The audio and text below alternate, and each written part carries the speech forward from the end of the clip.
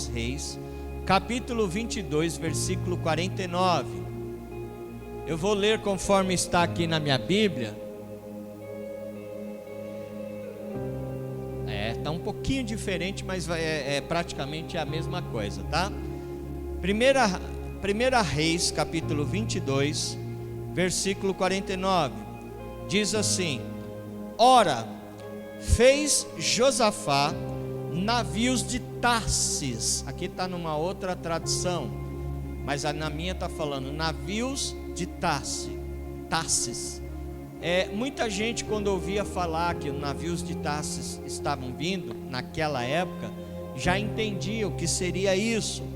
Essa expressão era dada a navios de uma classe específica, ou seja, eram grandes navios oceânicos, navios grandes que transportavam cargas pesadas e grandes.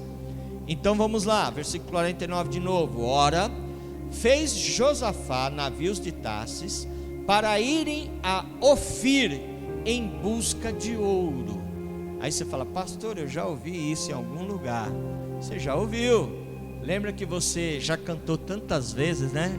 Você é espelho que reflete a imagem do Senhor.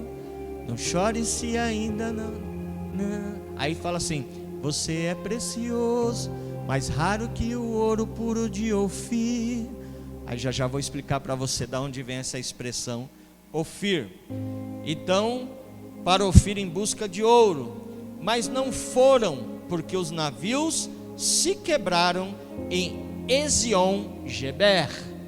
Aqui não está escrito Ezion-Geber, ó. Põe no 50, vamos ver se está passando Ezion-Geber ali no 50. 1 Reis 22, 50. Deixa eu ver se fala no segundo aqui. Aí não fala, mas o meu fala o nome aqui. Ezion-Geber, que é o local na cidade ali de Edom, numa praia na cidade, no território de Edom. Agora eu quero ler, para completar o que eu li aqui, eu quero ler com você 2 Crônicas, capítulo 8, versículo 17 e 18. Diz assim: Então foi Salomão a Ezion-Geber. Olha novamente, aqui está, deixa eu ver. Não, você não mudou. 2 Crônicas 8, 17. Deixa eu ver se aqui nas crônicas fala. Hoje o Felipe está no estreito. Eu coloquei ele no estreito, porque é o primeiro dia dele e o pastor já está cutucando assim, acelerando, né? Aí o rapaz já espana logo de cara, né, pastor? Não pode. Olha lá.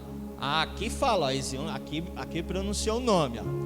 É o mesmo local aqui quando lemos lá no primeiro texto. Então vamos lá. Então foi Salomão a Ezion-Geber e a Elote, a praia do mar, na terra de Edom. E Irã enviou-lhes navios comandados por seus oficiais, que eram marinheiros experimentados. Estes foram a Ofir, de novo mandou, né? Agora Salomão. Lá foi Josafá, o rei Josafá, que mandou ir, e deu ruim. Aqui Salomão manda de novo eles irem pelo mesmo caminho a Ofir, buscar ouro. Esses foram a Ofir com os servos de Salomão, e de lá trouxeram 450 talentos de ouro, os quais entregaram ao rei Salomão. Você fala assim: pastor, entendi tudo. Pode falar assim: pastor, já entendi. Não entenderam? Eu vou explicar. Então feche os teus olhos, deixa o pastor orar com você. Pai, em nome de Jesus, eu quero te louvar pela tua palavra lida, e que a tua palavra neste momento, Senhor, uma semente rica e abençoada para alcançar a boa terra do nosso coração. Que a boa terra do nosso coração esteja acessível, para que esta semente ela dê frutos, e frutos que permaneçam. Abra, Senhor Deus, o nosso entendimento. Abra, Senhor Deus, o nosso intelecto, que nós estejamos sensíveis à tua voz nesse momento. Nada nos atrapalhe de ouvir a tua voz, em nome de Jesus. Rogamos a ti, ó Pai, a tua misericórdia, a tua graça, a tua unção, em nome de Jesus. Você pode dizer amém? E você pode fazer melhor. Você pode aplaudir Jesus. Glória a Deus. Oh, aleluia. Glória a Deus. Me ajuda a pregar, tá? Nós estamos aí nesse número abençoado, quase 200 pessoas. Dá glória a Deus aí, irmão. Aleluia, dá glória a Deus. Nós vamos chegar lá, em nome de Jesus. Eu só não posso fazer igual alguns pastores, irmãos, né? Que às vezes tem um monte de cadeira vazia. Ele fala: queridos, aqui não está vazio não, está cheio de anjo aqui. Aí a gente pergunta: o que os anjos estão fazendo aqui parado, sentado? Vai trabalhar, meu filho, em nome de Jesus, né? Não é anjo que eu quero. A gente quer vidas que estejam sedentas de Jesus, da presença de Deus, né? E aí quem vai trazer essas pessoas sou eu e é você. Você pode dizer amém? Você vai ajudar o pastor a trazer essas vidas, a começar pela tua família, em nome de Jesus. Aleluia. Mas vamos lá ao texto. No capítulo 22 de 1 Reis que lemos aqui, fala a respeito de aliança de um rei chamado Josafá. Ele era rei de Judá, reino do sul, 10 tribos. Aí você fala assim: pastor, eu já ouvi alguma coisa desse negócio reino do sul. Não tem um negócio do reino do norte? Tem.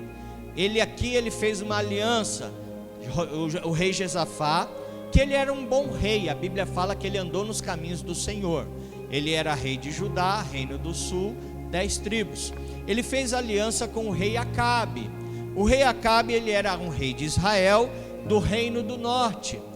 Eu quero até pedir perdão que eu falei 10 tribos, não. Josafá, do reino do sul, era 2 tribos, perdão, eu errei. Eram 2 tribos. O reino do norte, que eram 10 tribos, tá bom? Então, aqui Acabe, ele era o rei de Israel, reino do norte, 10 tribos.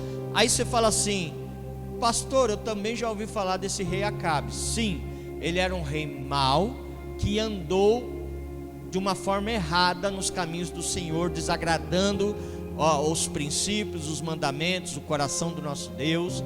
Ele era um rei mau. Então, de um lado nós temos um rei bom, do outro um rei mau. De um lado nós temos um rei que governa 2 tribos, de outro 10 tribos. E para você entender, eu não vou me atentar a isso, porque não é o assunto de hoje. Mas para você entender, depois você leia os livros históricos no Velho Testamento. Você vai ver que lá no Velho Testamento tem 39 livros.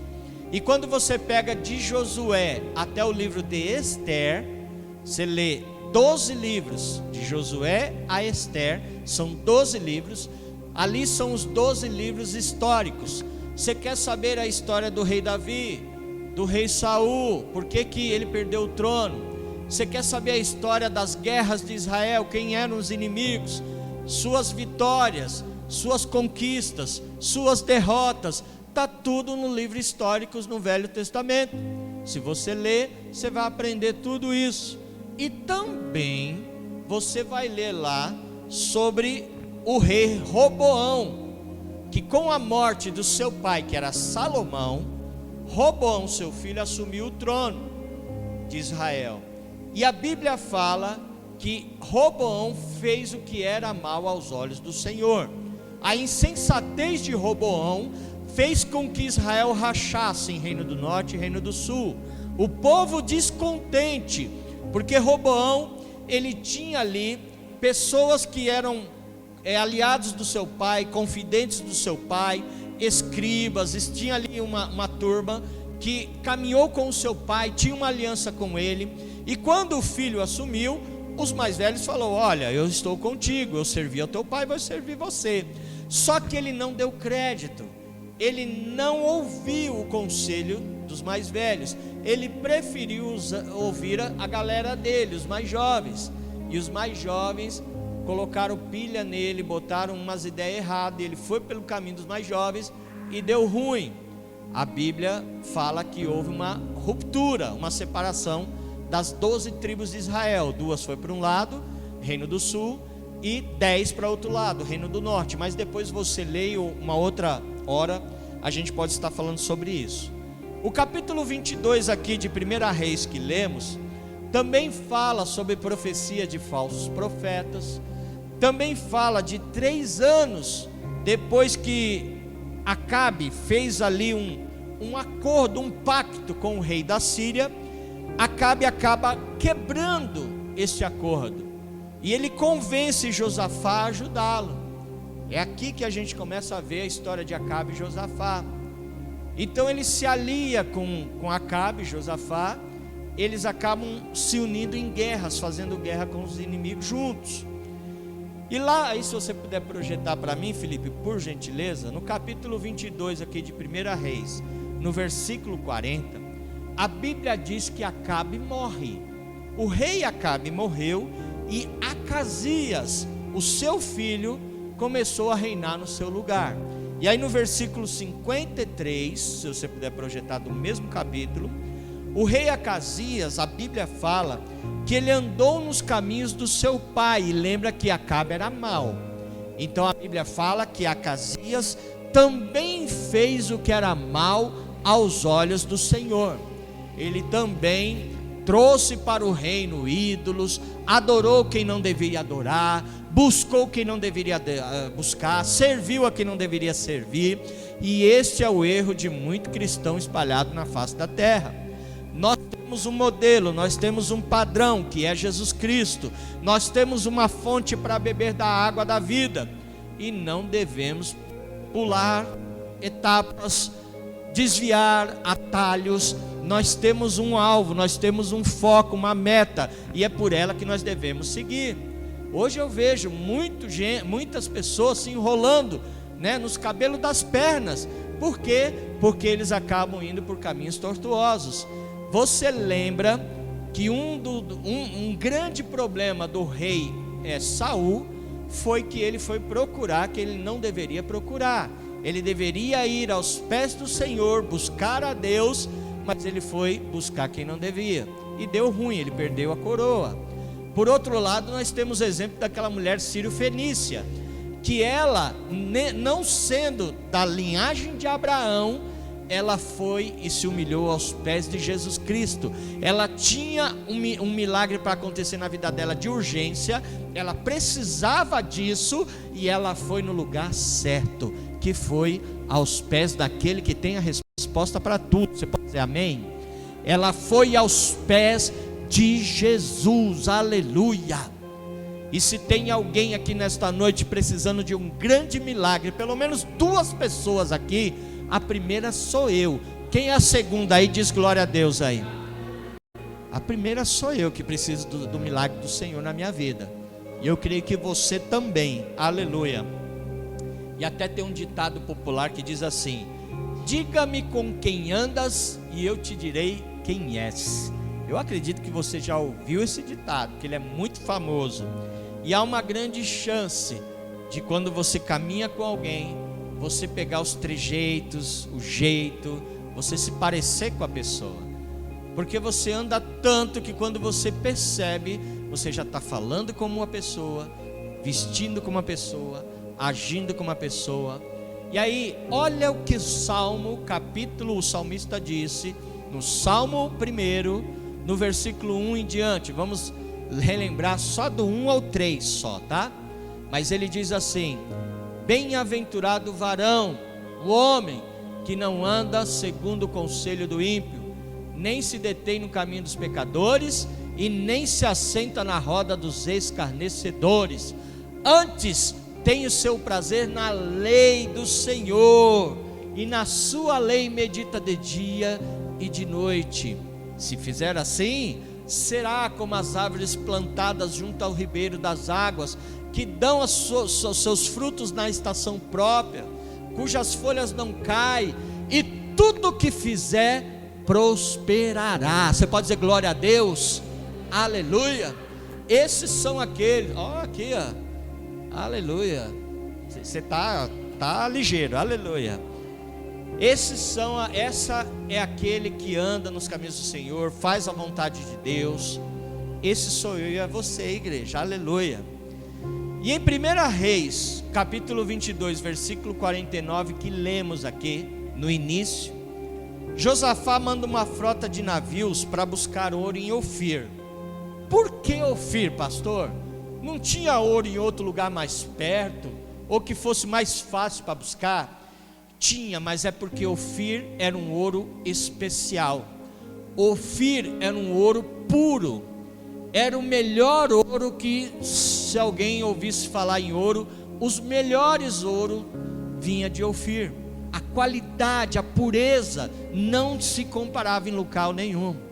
Por isso que quando falava vir ouro de Ofir, todo mundo, eu acho que brilhava o ouro. Se uma mulher ganhasse uma joia, olha, essa joia, essa aliança, esse anel foi confeccionado de ouro de Ofir. A mulher se derretia, brilhava o ouro, falou, ganhei né? Acertei, ganhei na Mega Sena aqui, porque vindo de lá era coisa boa, de qualidade. E para os navios irem até Ofir nessa direção, eles precisavam passar pelas águas de Ezion-Geber, nas terras de Edom, como nós lemos aqui. Só que todos os navios que Josafá ele mandou passar por esse lugar, deu ruim, naufragou, sabe, eles afundaram. Por que aconteceu isso? E aí eu li para vocês, se o Felipe puder projetar 2 Crônicas 8, versículo 17, eu li para vocês que no mesmo lugar que os navios de Josafá afundaram, olha aqui o que Salomão está falando no livro aqui sobre a frota de Salomão. Então foi Salomão a Ezion-Geber e a Elote, a praia do mar, na terra de Edom, e Irão enviou-lhes navios comandados por seus oficiais, que eram marinheiros experimentados. Estes foram a Ofir com os servos de Salomão, e de lá trouxeram 450 talentos de ouro, os quais entregaram ao rei Salomão. Aí você fala assim, pastor, por que deu certo lá e por que não deu certo cá? O que aconteceu? Repita assim, estratégia, diga sabedoria. Vamos de novo, fala assim, estratégia. Fala assim, sabedoria. Projeta por favor 2 Crônicas 1:7. A história do rei Salomão é muito interessante. Ele era filho de Davi, do rei Davi, com Batseba. E quando o seu pai morre, ele assume o reino. E Deus se manifesta a ele. Ele tinha acabado de adorar a Deus. A Bíblia diz no versículo 6 que ele ofereceu 1000 oferendas ali, né? 1000 holocaustos. E aí ele estava retornando e Deus falou com ele. No versículo 7 diz: o que você quer? Olha só. Talvez se Deus perguntasse para mim, para você, a gente falava assim, eu não quero muito não, me dá só aqueles 6 números no final do ano, né? Aqueles 6 números da Mega Sena já tá bom demais, né? Aleluia, né? Mas ele foi muito inteligente, ele foi muito sábio, porque no versículo 10 ele fala para o Senhor: dá-me sabedoria e conhecimento, aleluia. E quem tem sabedoria e conhecimento não precisa de mais nada, aleluia. Quando você lê 1 Reis capítulo 3, do versículo 16 em diante, você vai ver uma história que esse rei julgou, Salomão, esse rei sábio. Chegaram 2 mulheres, a Bíblia fala que elas eram prostitutas, elas moravam juntos, debaixo do mesmo teto, e elas chegaram e disseram para Salomão, julgaram uma causa, falaram: Senhor meu rei, eu moro com esta mulher, eu tive um filho, 3 dias depois que eu tive um filho, ela também teve, e estávamos dormindo, e ela dormiu por cima do filho, matou o filho, e ela acordou de noite, pegou o filho morto e trocou pelo meu vivo. Eu acordei de manhã, eu estou com um filho morto, não é o meu é aquele que está com ela. E aí, não, é meu, é seu, não sei. Aí começou aquela treta, aquela briga. E Salomão falou assim para os oficiais: me traz uma espada, por favor. Aí pode desligar até aí, que a luz aí. Me traz, obrigado, hein? Me traz uma, por favor. Por quê? Que você vai fazer? Não, eu vou dividir o filho no meio. Aí eu dou uma parte para um, uma parte para outro. Já pensou, Giovana? traz a pitutinha aqui que eu vou partir ela no meio aqui, uma parte para uma parte para outra. Tá amarrado, né? Misericórdia, né? Vou levar uma parte para um e uma parte para outra e tá tudo certo, todo mundo fica com uma parte. Só que a mulher que verdadeiramente era mãe, ela falou assim: meu rei, não faça isso, vai me doer demais meu coração, é uma tristeza profunda, mas dá para ela então, porque eu prefiro que a minha filha meu filho fique vivo do que meu filho morrer. A outra, por outro lado, é isso mesmo, se não é para mim também não é para ela, mata, vamos cortar mesmo. Aí o rei falou assim: pega o filho e dá para essa daqui que falou para não matar, essa daqui é a mãe, essa verdadeiramente é a mãe. E aí o pessoal ficava maravilhado, ele julgava as causas assim com uma sabedoria, e o pessoal, a fama dele começou a correr, porque ele era muito sábio. E naquela época, né, não tinha um programa do ratinho para fazer o DNA, então você tinha que julgar dessas formas, né? Aleluia. E nós, na nossa vida, Deus, Ele dá sabedoria para nós. Ele nos dá sabedoria, estratégia, para nós vencermos obstáculos, para nós vencermos qualquer luta, qualquer dificuldade. Então nós não precisamos copiar nada do mundo, porque nós somos o povo mais inteligente da face da terra. Você pode dizer glória a Deus? Esses dias, eu acho que foi o Guilherme, tenho quase certeza que foi ele, que mandou uma música, um camarada cantando a música, só que ele pegou a música todinha do Raça Negra e ele mudou a letra. Eu acho que foi o Guilherme, né? Aí ele botou outra letra assim, e eu falei: meu, Deus dá sabedoria para compor. Você não precisa copiar do mundo, gente.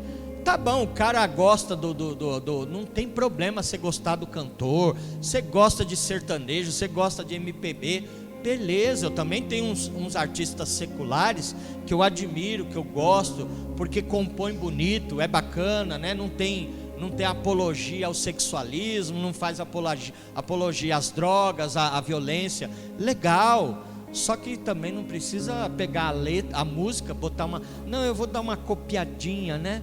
Não precisa disso, Deus dá estratégia. Outro dia eu vi um tchan gospel lá, que falava assim: segura o cão, amarra o cão, segura o cão. Eu falei: Deus do céu. E o funk que eu vi lá, só as pastoras, eu falei: não acredito. Eu falei: gente, o negócio tá pior do que eu pensei, tá horrível, gente, tá terrível, gente, o negócio, cara, chegou num nível assim que você fala: meu, não dá, cara. Eu não sei vocês, mas eu fico indignado com essas coisas. Gente, nós não precisamos disso. Deus, Ele nos dá sabedoria, aleluia, glória a Deus. Eu lembro que a pastora Verônica, quando o pastor Ronildo foi para o encontro com Deus, olha como ela foi inteligente. O homem era duro na queda, coração duro, não queria saber de crente. Aí eles estavam fazendo, acho que aniversário de casamento. E aí ele foi, né, todo alegre para ela, falou assim: meu amor. E ela estava pensando: meu Deus, tem um encontro com Deus aí a semana que vem. Como é que eu vou levar esse homem? Como é que eu vou falar? Eu quero que ele vá junto, como é que eu vou fazer? Aí daqui um pouco ele vem e fala assim: meu amor, olha, eu não sei o que dar de presente para você, mas ele falou igual o rei: pede-me o que quiseres, até metade do meu reino eu te darei. Ele falou: pede o que quiser que eu vou atrás, eu vou te dar. O que você quer de presente de casamento? Ah, era o que ela precisava. Na hora ela, uma estratégia e inteligência. Eu quero ir com você no encontro com Deus da igreja lá da Manancial. Aí ele já tinha dado a palavra, e aí, vai voltar atrás? Palavra de homem não faz curva. Ele foi, e aí foi e ficou, e está lá, glória a Deus. É a bênção, né, que nós conhecemos, glória a Deus. Então não dispense as oportunidades, as estratégias que Deus te dá. Eu falei aqui do dia 29, nosso culto para casais. Então venha, traga sua costelinha, traga seu marido. Pastor, meu marido precisa dar uma lixada. Então traz aqui que o pastor vai lixar no dia 29, em nome de Jesus. Vai ser bênção de Deus, aleluia. Essas oportunidades você tem que aproveitar, meus queridos, em nome de Jesus. Posso ouvir um amém? E vocês precisam ter fé em Deus em primeiro lugar, depois fé nos trabalhos que a igreja faz. Aí a Bíblia fala, se você puder colocar para mim, Mateus 17, 20, a Bíblia fala que nós temos que ter fé como um grão de mostarda. Existem umas traduções que falam do tamanho. Pastor, é errado? Não, você pode falar do tamanho, porque o grão de mostarda é bem pequenininho, né? Então quando fala fé do tamanho, é que sua fé, mesmo que for pequenininha, ela move montanhas. Como é que está aqui? Porque se tiver fé, assim, do tamanho, aqui está, essa tradução aqui está escrita do tamanho. Na minha Bíblia está como, mas o original é como. Por que como e do tamanho? Tem diferença. Quando você vê, Jesus já tinha falado da parábola do grão de mostarda, lá em Mateus 13, 31 e 32. Antes daqui do capítulo 17, lá em Mateus 13, Jesus já falou da parábola do grão de mostarda, que é uma das menores sementes que existe na face da terra. Mas quando você planta a semente da mostarda, ela cria raízes e ela cresce para baixo primeiro. Depois, quando você vê aquela árvore imensa, frondosa, bonita, você não imagina a raiz que tem embaixo dela. Queridos, quando ela não chega, ela começa a nascer, pode vir 20 homens fortes tentar arrancar aquela raiz, não consegue, porque aquela raiz, ela cria força, ela finca mesmo na terra, e não tem homem, você tem que trazer um trator, dinamite para explodir aquela raiz e tirar da terra. E a nossa fé tem que ser assim em Cristo, a nossa fé tem que enraizar mesmo, de forma que o inimigo pode vir tentar cirantar, fazer o que for, mas você está firme em nome de Jesus. Você balança daqui, balança para cá, mas a sua fé não vacila, porque a sua fé e seus pés estão firmados na rocha. Aleluia, que é Jesus. Glórias a Deus, aleluia. Então tenha fé. Aproveita e diga para esse irmão, essa irmã: tenha fé. Aleluia. Eu não ouvi você falar não, fala aí, tenha fé. Aleluia. Vamos voltar ao texto aqui. Fato aqui que nós lemos é que no mesmo lugar que os navios de Josafá, onde outros se frustraram, porque eles afundaram, não deu certo, Salomão e seus soldados tiveram êxito. E aí, por que, pastor? Pergunta para mim, senão não vou explicar. Fala, por quê? Aí, agora eu vou explicar, já que você perguntou, quer saber. Na verdade é assim: estratégia e sabedoria. Salomão era um homem muito inteligente. E o que ele fez? Ele já sabia que todo mundo que tentasse passar afundava. Ele já conhecia a história. Meu senhor, aqui não dá, vai dar ruim, não dá certo. O que ele fez? Designou homens para estudar aquele caminho. A primeira coisa que os homens descobriram estudando o caminho é que naquele percurso, naquela rota, havia uma grande rocha afiada, pontuda, aonde quando o navio passava, os cascos se rompiam, se partiam. Ele rasgava os cascos dos navios e os navios, eles afundavam. A primeira coisa que ele percebeu. Segunda coisa, começou a medir a maré com prumo e marcou ali uma pedra.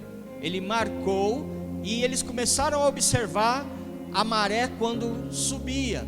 E a Bíblia, estudiosos como Flávio Joséfo já contavam que de tempos em tempos a maré subia, e quando acontecia isso, os navios conseguiam passar. Mas na maré baixa, os navios não conseguiam, porque aquela pedra pontuda afundava. Salomão entendeu isso, falou: tá aí, nessa época que a maré sobe, nós vamos mandar os barcos. E dito e feito, foi o que aconteceu. Por isso, Provérbios 11:14. Provérbios 11:14 vai uma dica pastoral para você. Na multidão de conselheiros há sabedoria. Então ouça quem já tem algum tempo de caminhada, ouça quem tem experiência de vida. Eu amo ouvir os meus amigos pastores, o meu líder, o meu apóstolo. Eu amo ouvir a experiência. Tem hora que às vezes eu estou meio chateado, meio atribulado, aconteceu algumas coisas. Às vezes a obra mesmo, a igreja, deixa a gente confuso, deixa a gente triste, ou deixa a gente angustiado por alguma coisa que a gente tem que fazer. Aí a gente senta com esses homens experientes. 5 minutos de prosa, 5 minutos de papo, eles já abrem a nossa mente, desata na nossa vida. Então quando você senta, você já viu aquelas pessoas que você senta, cabecinha branca, aqueles tiozinhos, aquelas tiazinhas, cabecinha branca, que nem fala direito, às vezes fala assim, nós fumos, voltemos, nós vai, mês de março. Só que quando aquela pessoa começa a falar com você, traz uma sabedoria, uma serenidade, uma experiência que você fala, meu Deus, onde vem tanto? Pessoas simples de tudo, mas que tem um coração gigante, uma mente incrível. Eu amo sentar com essas pessoas, eu amo. E a gente deve sim ouvir os conselhos, porque um bom conselho é raro e muitas vezes caro, mas vale a pena. Posso ouvir um amém? E outra coisa que eu quero falar para você: todo propósito de caráter espiritual, ele atrai o contra-ataque do inimigo. Como assim, pastor? Não desanime quando vir algum levante do inimigo sobre a tua família, no seu emprego. Isso faz parte do ciclo da vida. Enquanto nós estivermos nesse mundo tenebroso, nós vamos ter luta. Jesus, ele não omitiu isso da gente. Ele falou, no mundo tereis aflição, mas tem de bom ânimo. Se ele venceu o mundo, nós vamos vencer. Você pode dizer glória a Deus? Aleluia. Nós vamos vencer na força e no nome dele. Mas tenha fé, acredite. Porque, queridos, quer ver um outro exemplo? Tivemos semana passada o encontro com Deus. Lá os homens estavam, a gente conversando, e alguns falaram. Danilo mesmo, ele deu o testemunho aqui no domingo, quem estava aqui ouviu. Ele falava, gente, essa semana do encontro, eu briguei com a minha esposa, eu tive problemas. Por quê? Batalha espiritual, irmãos. É batalha. O inimigo, ele quer fazer com que você desista, que você afunde com seus barcos. Ele quer que você chegue ao alvo. Quer fazer com que você aborte os planos de Deus na tua vida. Ele quer fazer com que você jogue a toalha, puxe o freio de mão. Mas em nome de Jesus, você é mais do que vencedor em Cristo Jesus. Aleluia, você tem a marca da promessa na tua vida. E você vai chegar lá. Você vai conquistar, eu creio, aleluia. Às vezes, você que é do mundo, aí quando você vem para Jesus, pai e mãe, quando você estava no mundo, não falava nada. Você chegava trincado de bebida, às vezes de droga, chegava todo sujo, ficava 2, 3 dias sem aparecer em casa, aí aparecia do nada. E o pai olhava e falava, vai tomar banho, rapaz, vai se lavar, você está fedendo, ou qualquer coisa desse tipo. Aí você vem para Jesus, se conserta, começa a andar direito, renova o caráter, sua vida. Aí você começa a fazer certinho, aí começa a pegação no pé. Você já viu isso acontecer? Uma vez eu lembro que a gente tínhamos uma célula, e aí uma moça foi, ela era casada, e ela falou assim, ai, me ajuda, por favor, gente, o meu marido, eu sei que ele me trai, porque ele sai, e ele fica às vezes até uma semana fora de casa. Aí ele chega todo bêbado e cheio de batom na camisa, com cheiro de perfume de mulher. Eu sei que ele está me traindo, e ele é ignorante, ele é isso e aquilo. Aí começamos a trabalhar com o marido. Depois de um longo tempo trabalhando com o marido se converteu e largou tudo isso. Largou. Aí a gente falou, que bênção. E ele começou a pegar firme, começou a caminhar com a gente, e não faltava em nada. A gente, vai ter evangelismo ali, vamos na praça pregar, vamos animar o velório ali. Ele tô dentro, ele ia em tudo que é lugar, não faltava em nada. Aí a mulher começou a pegar no pé. A mulher, meu marido agora virou beato, não quer mais saber, só quer saber de igreja. Eu falei, meu Deus, ela prefere então na outra vida. Mas a gente entende que isso é batalha espiritual, e não é a pessoa, é o inimigo usando a boca da pessoa para te desanimar, porque ele sabe que aquela pessoa, você tem uma grande estima por ela, você tem uma grande consideração, é aquela pessoa do seu emprego, da tua família. Não deixa isso descer no teu coração, você ficar com raiva não, em nome de Jesus, porque é o inimigo usando a boca dele. Lembra de Jesus, quando Pedro falou para Jesus: não, Senhor, não precisa morrer na cruz não, pelo pecado do mundo não. Aí Jesus falou o quê? Para trás de mim, Satanás. Porque o diabo usou a boca de Pedro ali, para tentar fazer com que Jesus desistisse do propósito, e Jesus na hora já identificou.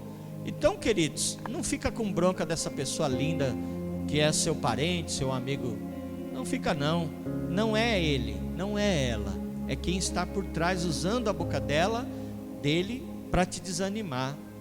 Ore por ele, em nome de Jesus, tenha discernimento, amém, glória a Deus. E outra coisa, né? Já dei 2 toques pastoral, vai mais um. Não queira ficar atirando para todo lado no escuro não, para ver, vou atirar no escuro, vou ver se eu acerto alguma coisa. Você não precisa disso. Nós temos uma bússola aqui, queridos. Nós não precisamos errar o alvo. A nossa bússola de conduta e fé prática está aqui, ó. Quer se dar bem? Siga aqui esses mandamentos, esses princípios. Você com certeza, você vai ter estratégia e sabedoria para agir quando precisar, que se você tiver intimidade com essa palavra. Posso ouvir um amém? Eu me lembro de um jovem uma vez, isso já tem anos, ele queria muito que um parente dele saísse das drogas, e a gente foi lá e falou para ele: olha, vamos te ajudar, vamos fazer o seguinte, vamos começar no processo, vamos levar primeiro lá na casa de recuperação, para ele começar a fazer o trabalho com a psicóloga, com o pessoal lá, e se for preciso depois a gente interna. Aí eu lembro que ele não teve estratégia nem sabedoria, ele pulou etapas. Ele já pegou aquele parente, jogou no carro e já levou para o sítio para internar. E nós falamos: rapaz, não faz isso, não vai dar. Não, ficou desesperado. Não, eu preciso dar um jeito. Resultado, não deu jeito.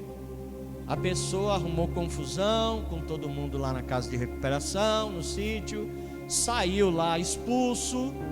Aí depois brigaram com o rapaz, falaram: poxa, você arrumou um abacaxi. Na verdade nem é um abacaxi, é um caminhão de abacaxi para nós aqui, trazendo essa pessoa. Por quê? Porque ele não teve estratégia e sabedoria para esperar. Nós temos vários trabalhos lindos na igreja de evangelismo. Um deles se chama Casa de Paz. Como é que é o nome do que eu falei? Casa de Paz. Você quer alcançar as pessoas, seus parentes, seus vizinhos? Abra uma casa de paz. Pastor, eu não sei como é que faz isso. Eu vou te ajudar. A casa de paz, pelo menos a primeira, eu vou estar com você. Eu e a pastora vamos estar com você. A gente só precisa de um local que fale assim: pastor, a minha casa está aberta para vocês fazerem a casa de paz. São 7 semanas. A gente vai entrar e durante 7 semanas a gente vai estar ministrando a palavra de Deus. Há pessoas que têm um pensamento errado, que falam assim: eu abri minha casa para fazer uma campanha, para fazer uma casa de paz? Não, vai dar ruim. Se eu abrir a minha casa para fazer isso, o diabo vai cirandar, vai contra-atacar. Queridos, isso é história da carochinha. Não existe isso. Lembra a história de Obed-edom na Bíblia? A Arca da Aliança ficou por lá na casa de Obed-edom por 3 meses. E a Bíblia diz que durante esses 3 meses que a Arca da Aliança ficou na casa de Obed-edom, a casa dele nunca foi tão próspera, tão abençoada do que esses 3 meses. O que eu quero dizer? A Arca da Aliança no Velho Testamento simboliza a presença de Deus. Quem é que carrega hoje a presença de Deus? Eu e você. Deus, ele habita dentro de nós. Nós hoje somos a Arca da Aliança que levamos a presença de Deus. Então quando você abre a tua casa para a presença de Deus entrar, você é abençoado. Então pensa nisso, pega essa visão aí e me procure para nós abrirmos uma casa de paz. Se não for na tua casa, conversa com seus parentes, seus vizinhos. Às vezes você sabe daquela família que está precisando tanto de Jesus entrar na vida deles. Então, em nome de Jesus, ofereça, tá? Eu já estou partindo para o final. Meus filhos, separa uma música e deixa Deus te usar. Aleluia. Deixa Deus te usar e separa uma música aí no pente para nós adorarmos ao Senhor. E aí você fala assim: ah, pastor, é que o senhor não conhece a minha vida, estou passando mó veneno, mó luta, pastor. Mas eu quero te dizer que a sabedoria, a estratégia de Deus, ela vai te fazer entender esse momento, ela vai te fazer o tempo certo desta batalha cessar. E se você crê, fica de pé em nome de Jesus.